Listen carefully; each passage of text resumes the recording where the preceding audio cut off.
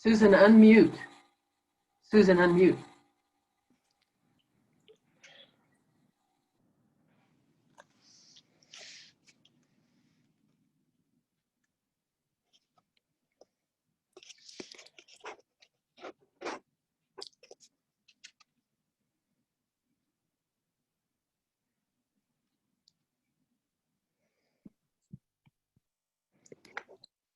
Please excuse me, wabi sabi.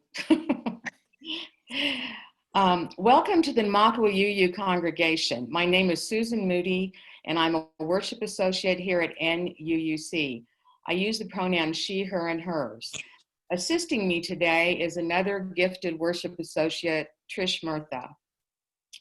We are who is expressed in our mission. We are who we are as expressed in our mission statement.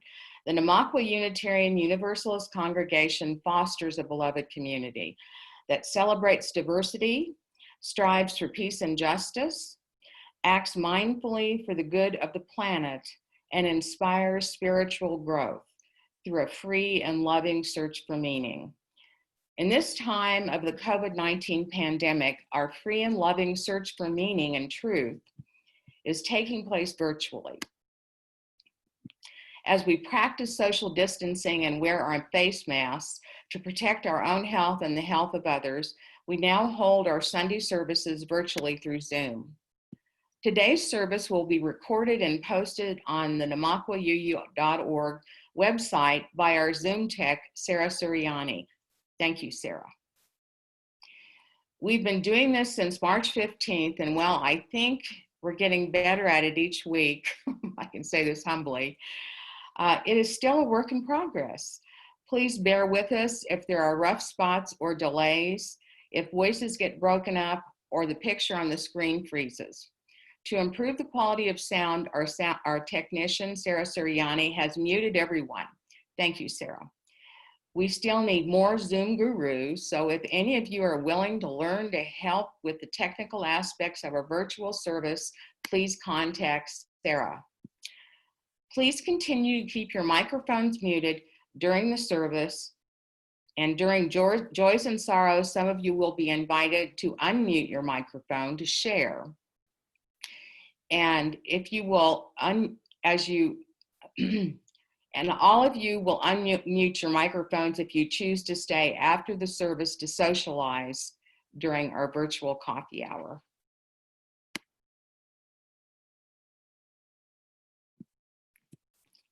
And now we'll do our chalice lighting.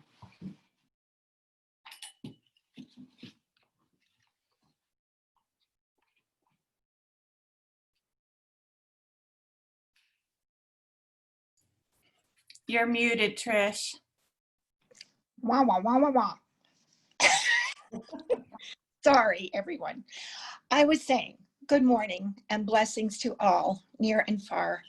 As Susan lights the chalice, let us acknowledge a shared spirit of tenacious hope and renewal. I offer poignant words from the Reverend Molly Brewer, a newly ordained UU minister near Portland, Maine. But first, I want to share a slightly adapted lyrics to our oft-sung Spirit of Life. Spirit of life, come unto me, sing in my heart all the stirrings of compassion. Blow in the wind, rise in the sea, move in the land, giving life the shape of justice. Roots hold us close, wings set us free.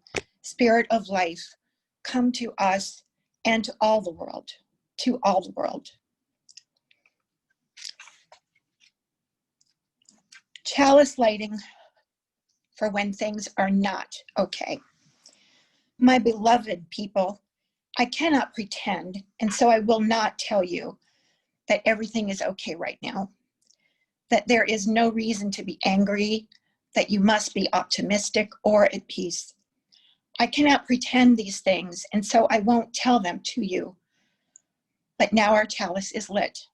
And so all I ask at this moment is that we remember the words of Rebecca Parker.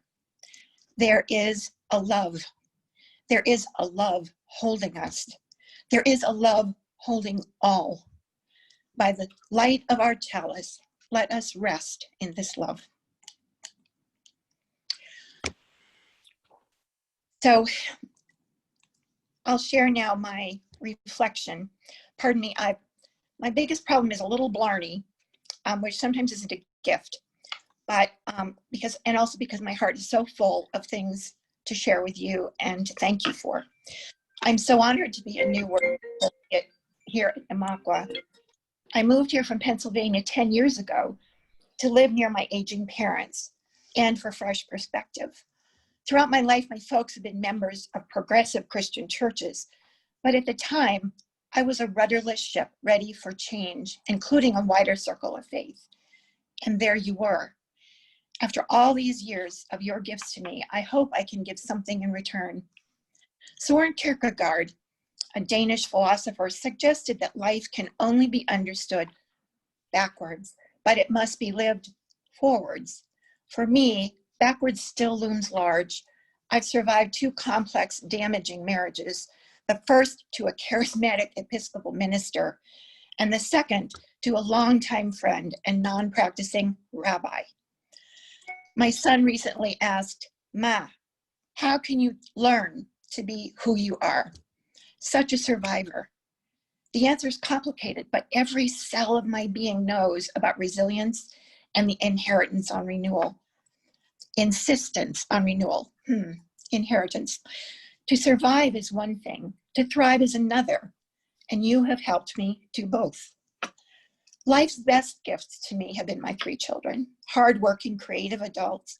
My sons are in New England with fabulous, smart wives raising 3 and 2 children. So Grammy Trish times 5. My eloquent musical daughter battled especially tough challenges, but has a happy, independent life in Denver with important work and great friends. Best of all, my kids have the moral compass of their grandpa, my dad. That is, to leave the world better than you found it. I hope it's okay that I talk about my father today. Okay, I'm getting a little verklempt here. Today would have been his 93rd birthday. He died exactly a year ago. A kind, funny, family-loving man, humble and open-minded. He used all those traits in our family and to build a very successful career and his own company. Dad was particularly inspired by Dr. King and Desmond Tutu and Nelson Mandela, as well as our poet, Wendell Berry. Their books and writings were within his reach until his last day. He had a unique understanding of nature and of people. Outdoors as much as possible, trees inspired a few of his poems. When he couldn't be in the mountains, he walked a path near his home that winds around the neighborhood pond. It passed nearby an enormous willow trunk, cut down less than a foot from the ground, but alas, new saplings broke through the bark. Dad never failed to pause at that trunk and for a moment remark, "The insistence on life." The cycles continue all around us as autumn has arrived and mingles with summer. 2 parts of the symbiotic cycle of seasons. We say that renewal has begun, but tender new growth won't show itself for half a year. Can we trust the process, knowing that day by day we are tilting towards winter? Wind and animals do their part to scatter seeds. Leaves will soon fall to the ground and meld into the soil, and so on and so on. So we hope and believe in prayer. Well, that was a little bit of a field trip, but we can't allow any slogging through life in these moments of worry and dismay. 2 of our rarest heroes have left us so soon, too soon, and with too much work left to be done. John Lewis, Ruth Bader Ginsburg, we still need you. Oh, look, I found a note. Dear beloved people, you're on your own now. It's your turn. So we expect you to face the mistakes we've all made. Gather your tribe and form teams. Pick a task and start. Move to the next and the next until this work is done. You cannot give up. Stay strong. This is big, but we believe in you. Gather more tribes and more teams. Work together. Repeat. We will watch over you. Love, John and Ruth. P.S. We won't be coming back, but we trust you to take care of things. Be nice and no fighting. No matter how distraught, we have to dig deep, persist, and insist on renewal. We cannot be passive and miss this opportunity, or the seeds of renewal will not be sown. I am my truest, strongest self when I am with you. Even when these digital limitations, you are and have been my respite, teachers, friends, music makers, dinner and wine sharers, thought provokers, and comedians. When I leak tears, it's because you break me open. You uplift my inherent worth and dignity, so I question it less as well. Together, this congregation is so strong. Like aspen trees, our interwoven roots hold us close and sustain us. We have wings like eagles. We personify hope and renewal. I am only one, but still I am one. I cannot do everything, but still I can do something. And because I cannot do everything, I will not refuse to do the something that I can do. And that is from Edward Everett Hale. So over and out, McTrishy here. Now it's time for our congregational affirmation. I'd like to invite you to join us as we repeat the words together. Love is the spirit of this church, and service its call. This is our great covenant to dwell together in peace, to seek the truth in love, and to help one another.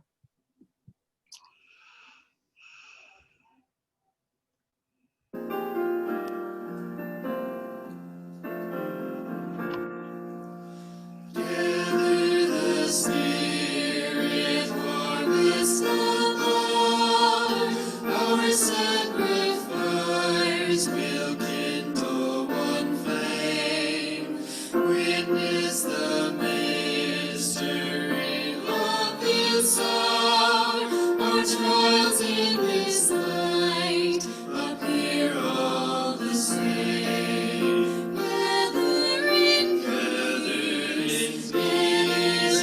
thanks, gather in sympathy now and then, gather in hope, compassion and strength, gather to celebrate once again.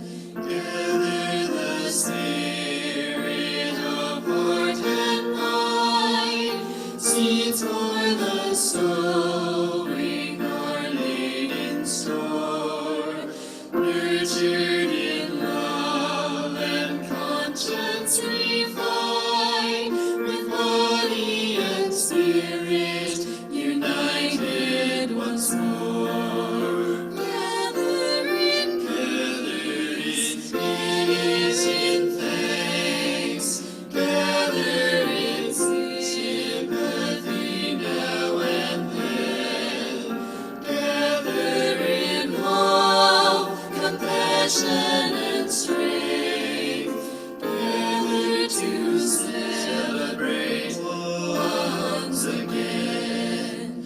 Gather the spirit, growing in all, drawn by the moon and fed by the sun, winter to spring and summer to fall, the chorus of life resounding in all. Gather in thanks, gather in sympathy now and then, gather in hope, compassion and strength, gather to celebrate once again.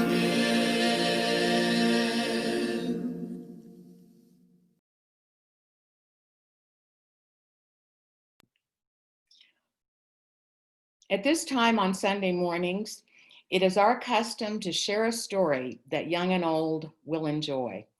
This is the story about mindfulness by Susan Verde. It's called I Am Peace. Sit back, watch, and listen.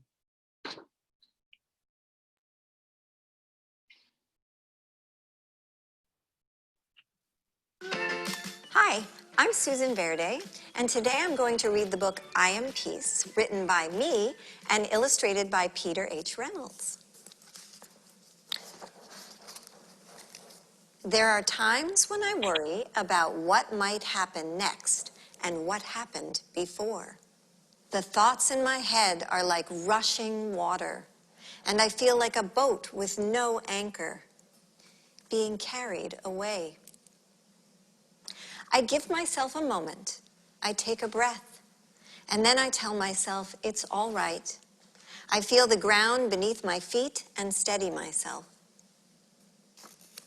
And start to notice the here and the now. My thoughts begin to settle. My mind begins to clear. I am peace. I can watch my worries gently pop and disappear. I let things go. I can say what I feel inside out loud. I know myself. I can share kindness with others. I make a difference. Oh, and look what happened. The seeds drop. And all of a sudden, something starts to grow. I can hug a tree and thank it for its beauty and strength. I connect to nature. I can watch the clouds make shapes against the sky. I know wonder. I can taste and smell and touch and hear and see what is all around me. I use my senses. I can feel my breath fill my whole body. I tune into me. Now the water is still. I have found my anchor and everything is all right. I don't need to worry about before or after. I am in this moment. I am peace. Now I share my peace with others and hope that it is carried away to those who need it. And I dream we are peace. And that is the end. Thank you.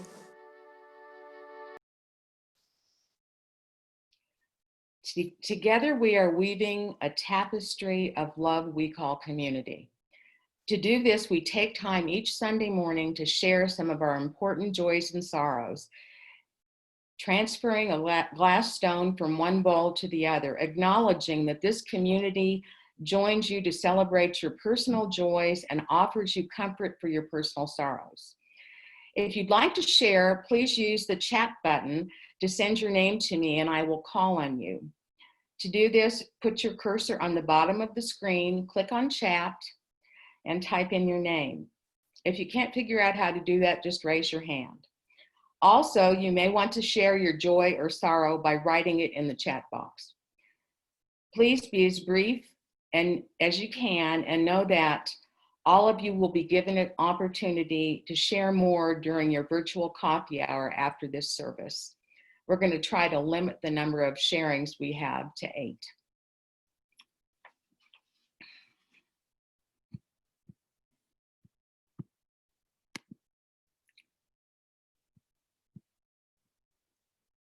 Let me see.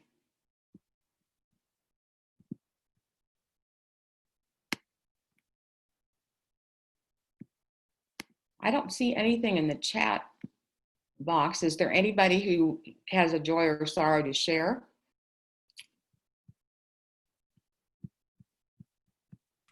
I put something in the chat box. Do you not see Good. it? Well, you know what, Barbara, I am not very good at this. So would you like to share with us? I'd appreciate it. Yes. Yes, go ahead. On Tuesday, my longtime, very close friend, Claire Rutherford, died after a short illness. And on Saturday, I attended a memorial service for another longtime close friend, Jean White's. So I grieve for both of them. But my joy is that on Thursday at 8 o'clock, there will be a documentary on Channel 6, CSU 150 Years. And I am one of the historians in that documentary. Oh, that's wonderful. We'll have to all watch that. I'm going to put in a stone for each one of your friends that you're losing. I'm losing a lot of friends right now too myself. And I'm going to put a stone in there for the documentary that's going to be on, did you say PBS? Yes, Channel 6. Channel 6. Okay, Mm. Thank you very much. Is there anybody else who has something to share?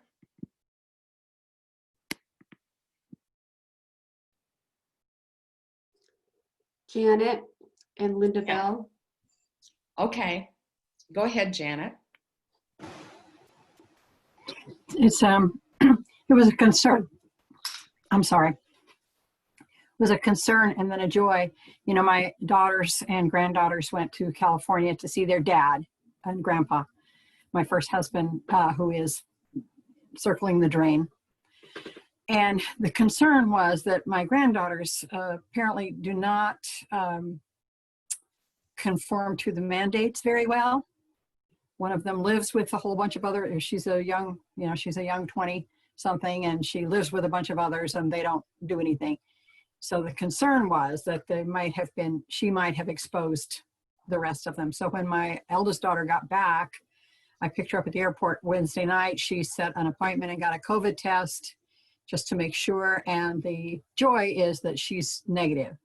So if she's negative, then no doubt the whole group is negative. So nobody passed it on to my ex, who is already dying anyway, and doesn't need that on top of everything else. So it's a good thing. Everybody's negative for COVID. So yay for that. And yeah, that's the main thing right there. Okay. Okay, we'll put a couple of stones for the negative COVID test.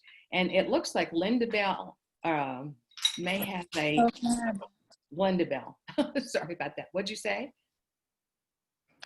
I'm so glad that Linda's here. Sorry. Oh, Linda's Can not. you hear me? Yes, I can hear you. Oh, okay. Thanks to Trish for those uplifting words. I certainly needed them. The good news is that my house has not burned down yet. Yay. And the more good news is that I've taken a patio home at Marisol from September 1st. So I have a roof over my head, and I have moved, my collectibles down here as much as possible, but it's a very stressful time. And I would like some backup help. The patio home is pretty dirty, and I didn't think to bring a vacuum cleaner with me. So if anybody has a vacuum cleaner they would like to give me or lend me on short-term loan, I would be very grateful. Thanks. Well, thank you. We're going to put a stone in the bowl for the joy that you're okay and everything's fine. And I know it's hard to leave your home, and I hope everything's going to be okay. So that's the concern. Thank you, Linda. It looks like Tig Young has a joy. Is Tig Young there?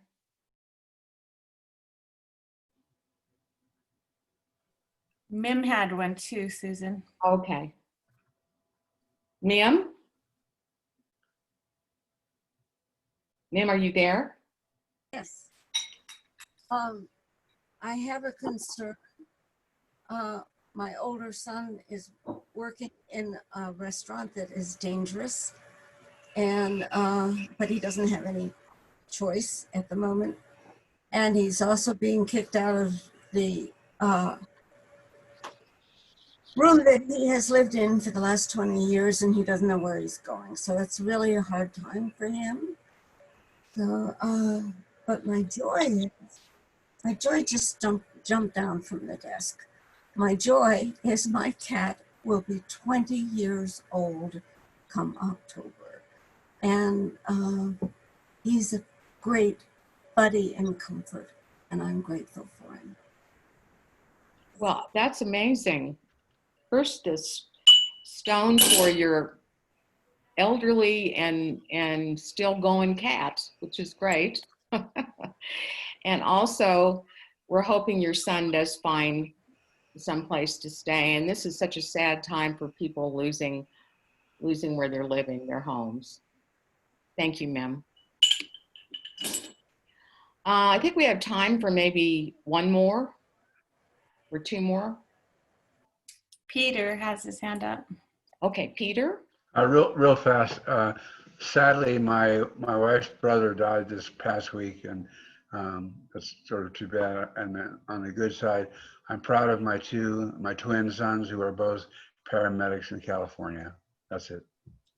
Well, that's a lot to be proud of. I'm sorry about your wife's son that died, correct? Yes. And kudos to both your twin boys. They're in the line of duty right now and in the trenches. I'm proud of them. Looks like Francie has a joy. Okay, Francie. Hi. I'm very proud and happy for my younger son, David, who turned in his PhD thesis on Friday. That's wonderful. That's wonderful. We have 2 stones for that. Okay, is there anybody else? All right. I would like to put in several stones for those of you who have feelings too tender to express right now and have joys and sorrows that you're feeling. Also, the remainder of my stones I'm putting in for the 200,000 people who have died in the United States as a result of COVID-19. And let's think about their families and what they're dealing with at this time. Now, I would like for you to sit back and listen to a traditional Irish blessing in closing. It is the a cappella Barbershop's Julian Neal.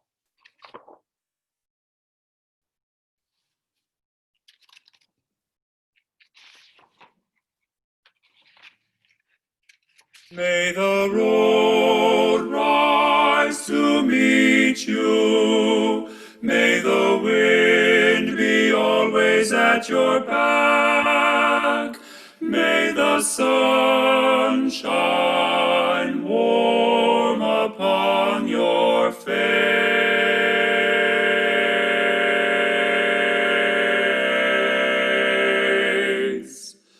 May the rain fall soft upon your fields,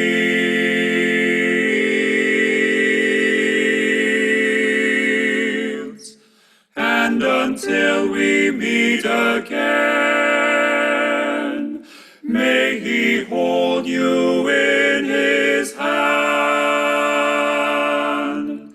May God hold you in the palm of His hand. Hold you in the palm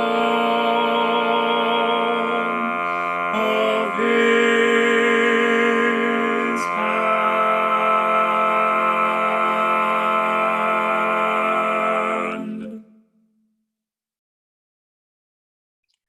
We will now virtually receive our offering. Our half-plate recipient is Neighbor for Neighbor. One of the way Namakwa walks our talk is to give half of our collection plate away to support our local community. This month, we will donate half of our collection to Neighbor. And if you would like to donate, click on the chat icon. Sarah Suriani will display a link that invites you to give. Just click on the link to give an electronic donation, either from your bank account or your credit card. You can choose to designate your donation as a pledge, or for the collection plate, or for a building fund. Alternatively, you can also mail in your donation to the church or go to the website namaquauu.org to donate electronically. Now I will play, or Sarah will play, a recording of Wendell Berry and with Garrison Keillor, excuse me, I'm going to say that once more. A recording of Garrison Keillor reading Wendell Berry's The Peace of Wild Things.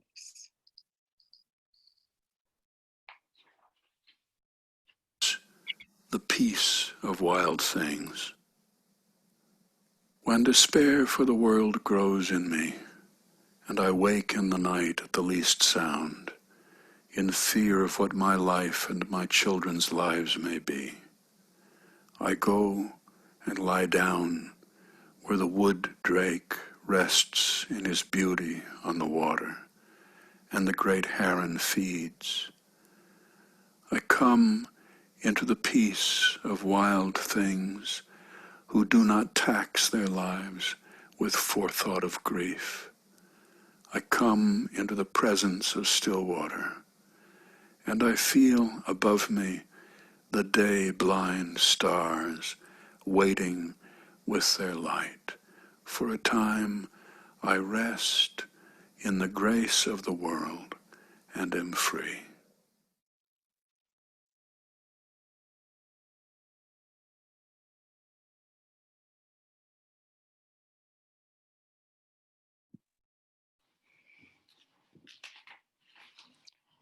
I would like to begin my sermon with a poem by Mary Oliver, The Uses of Sorrow. In my sleep, I dreamed this poem. Someone I loved once gave me a box full of darkness. It took me years to understand that this too was a gift. Somehow, a box of darkness describes what the year 2020 has given us so far. Today, I would like to investigate how this ominous box could become a gift in your eyes, a chance for renewal. To begin with, let's look at what is in this 2020 box of darkness. First, this summer has been the fourth hottest on record. Wildfires are raging in 15 states. In addition, we are in the middle of one of the largest global pandemics in the history of the world. This week, it was announced that 200,000 people have died as a result of COVID-19. The world economy has suffered what many call irreparable damage, and 20.6 million jobs have been lost since mid-March. Our box of darkness is huge. The natural world of this big blue marble and consequently our human world are suffering terribly. This interconnected web of life is in crisis. We are all hurting emotionally and physically.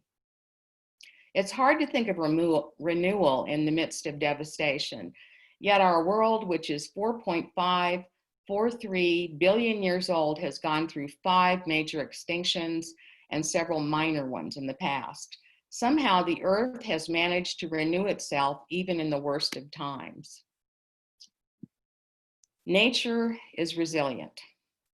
Those burned trees in the woods have the kernels of life deep down inside of them. The streams that are dried up will eventually fill with water from distant rains. In September, we began to feel cooling temperatures. Today's a good example.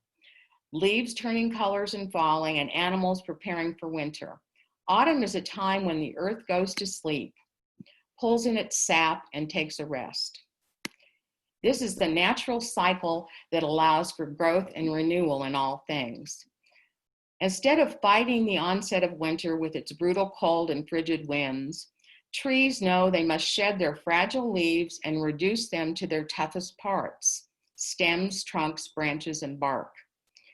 By doing this, they save energy. Bears, bats, skunks, bees, snakes, groundhogs, and frogs are among the animals who hibernate in the winter. They are part of that cycle of rest and recalibration necessary for sustaining life. The animals and flora and fauna of the forest don't question the importance of this part of the life cycle. In contrast, we humans are incredibly skilled at burning ourselves out. We favor immediate results over the fruits of longevity. We are addicted to social media and instant news.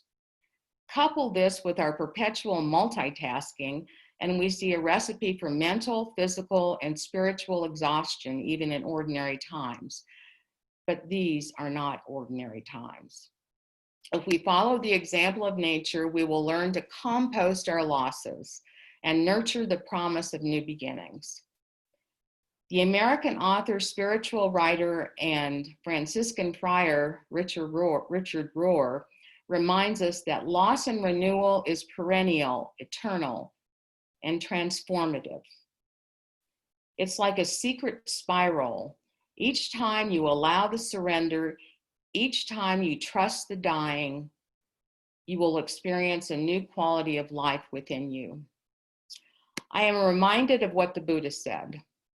The secret of health for both mind and body is not to mourn the past, not to worry about the future, but to live in the present moment wisely and earnestly.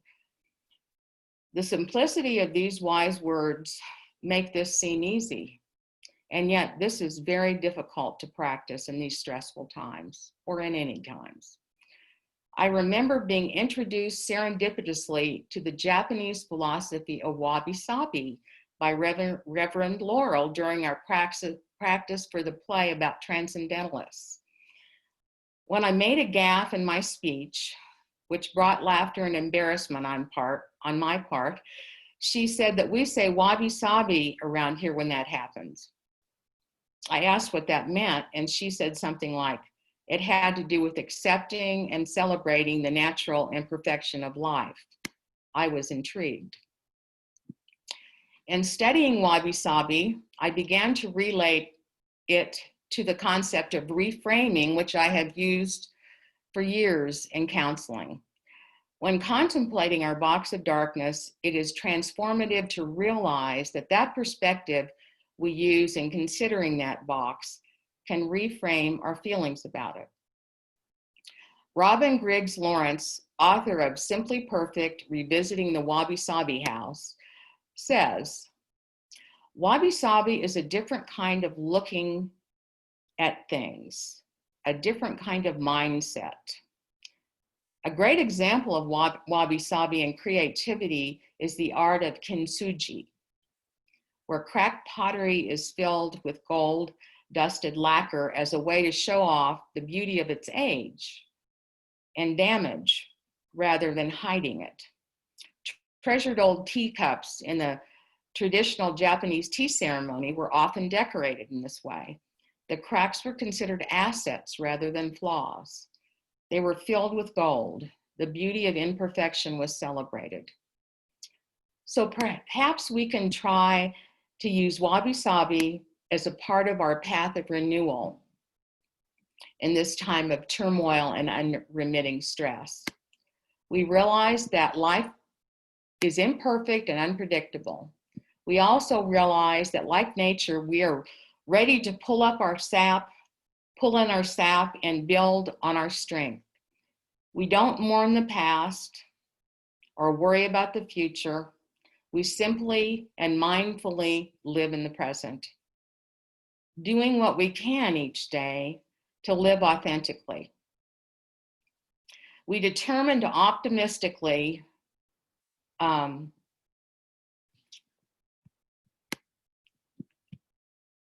look at our life, and I would like for you to listen to a poem about this optimistic possibility by the Buddhist poet Jane Hirschfield. Optimism. More and more I have come to admire resilience, not the simple resistance of a pillow whose foam returns over and over again to the same shape, but the sinuous tenacity of a tree, finding the light newly blocked on one side, it turns to the other.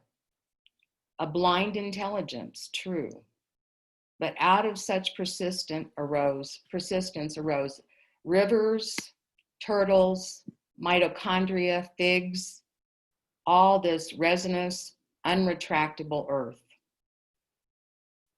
May it be so.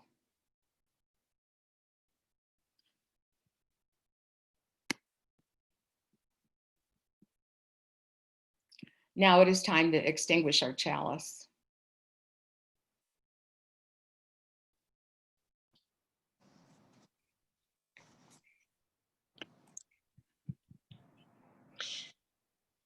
As Susan extinguishes our chalice, I'd like to offer a poem from me, who was given by a friend that thought it would help me through some journeys and understanding that brokenness is a beautiful thing. It's called Lilacs in September by Katha Pollitt.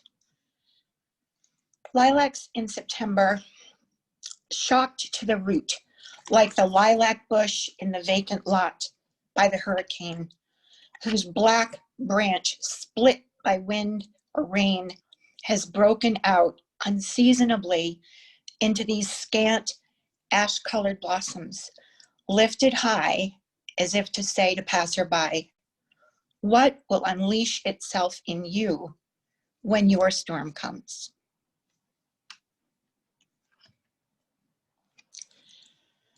I also have a blessing from me to you, and then I will end with a beautiful song. Is it John Mayer? Yes, by John Mayer, who has done a number of pieces that we use in our services. And it's called Broken Bowl. May the light of commitment never dim, but keep us open to each other and to the work of renewal in all ways. May it teach us deep questions that our souls yearn to hear and guide us to know our own brokenness and vulnerability, to love the beautiful scars that make us unique and strong. May we find the way to the joy of imperfection in order to grow us forward over and over in the seasons of life.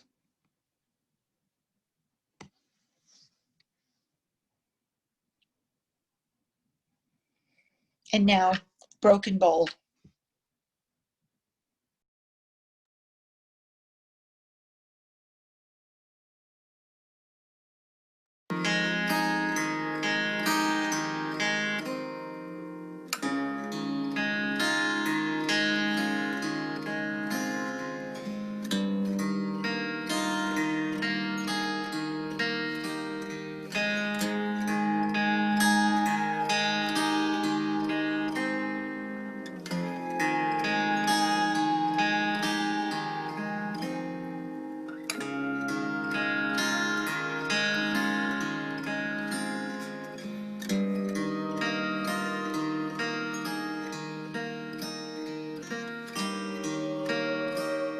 I'm like one of those Japanese bowls that were made long ago.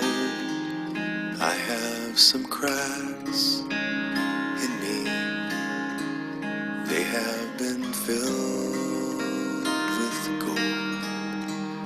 That's what they used back then, when they had a bowl to mend. It did not hide the cracks. It made them shine instead. So now every old scar shows from every time I broke, and anyone's eyes can see I'm not what I used to be. But in a collector's mind, all of these jagged lines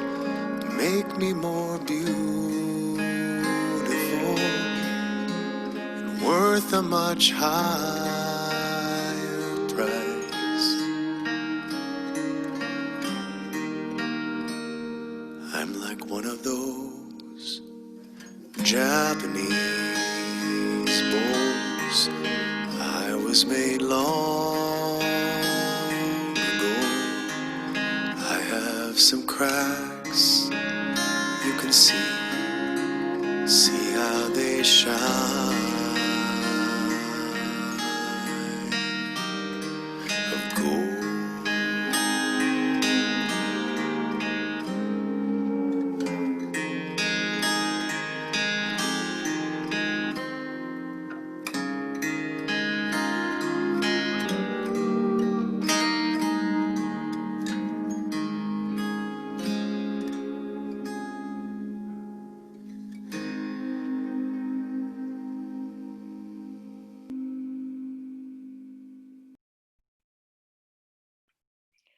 And now it's time for announcements. First of all, remember to check your email for our latest edition of Crossings. And then Mickey McGuire and Bill Rosquist would like you to help. They would like you to invite you to do an online mapping survey for the Big T River Envisioning Project, of which they are a part. The details are in the email blast. Once again, please join us on Thursdays for a virtual lunch bunch from 1 to 2 o'clock. Contact Nancy Ansler or check the email blast if you have questions. And remember, we have 2 Zoom rooms now that are available for meetings. Check the calendar to see if a room is available at the time you wish, and then send a request to calendar@namaquauu.org. And last but not least, there is a survey that has been filled out by the leaders in the church. I mean, not has been filled out, has been made by the leaders in the church, sorry. It's called the Namaqua Survey to better access our congregation's skills and needs. And I think we've had several people who have filled it out already. But it was sent by Alice Kane last Sunday, and we'd like to have all of your input so we can know what you're good at, and then find out ways that we can all work together and use those skills to make Namaqua a better place. Okay, now it's time to break out into our virtual coffee rooms for coffee hour.